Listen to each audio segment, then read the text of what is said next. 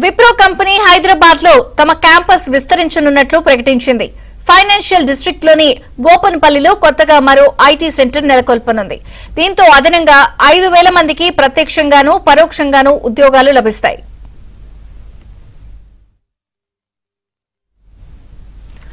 Davos లో ప్రపంచ ఆర్థిక వేదిక సదస్సు సందర్భంగా రాష్ట్ర ముఖ్యమంత్రి రేవంత్ రెడ్డి, ఐటీ శాఖ మంత్రి శ్రీధర్ బాబు, విప్రో ఎగ్జిక్యూటివ్ చైర్మన్ రిషద్ ప్రేమ్జీతో సమావేశమయ్యారు. అనంతరం ఈ కీలక ప్రకటన విడుదల చేశారు.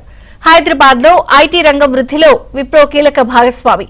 విప్రో క్యాంపస్ విస్తరణతో రాష్ట్రంలో సాంకేతిక రంగం మరింత వృద్ధి చెందనుంది.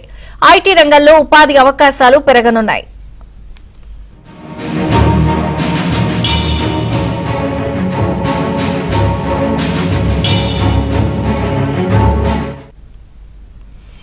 కొత్త ఐటీ సెంటర్ రాబోయే 2-3 ఏళ్లలో పూర్తవుతుంది. ప్రభుత్వంతో విప్రో చేసుకున్న ఒప్పందంతో ప్రపంచ ఐటీ పెట్టుబడుల గమ్యస్థానంగా తెలంగాణ ఖ్యాతి మరింత బలోపేతమవుతుంది.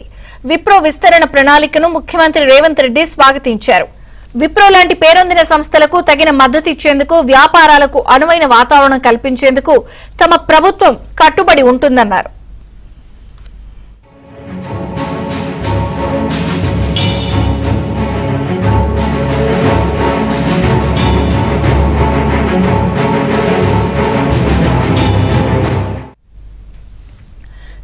ఆవిష్కరణలను ప్రోత్సహించేందుకు, అవకాశాలు సృష్టించడానికి తెలంగాణ ప్రభుత్వంతో కలిసి పనిచేయడం తమకు ఉత్సాహంగా ఉందని ఈ సందర్భంగా విప్రో ఎగ్జిక్యూటివ్ చైర్మన్ రిషద్ ప్రేమ్జీ అన్నారు. యంగ్ ఇండియా స్కిల్స్ యూనివర్సిటీతో పాటు ప్రభుత్వం అమలు చేస్తున్న వివిధ నైపుణ్యాభివృద్ది కార్యక్రమాలలో భాగస్వామ్యం పంచుకోవాలని మంత్రి శ్రీధర్ బాబు విప్రో కంపెనీని ఆహ్వానించారు.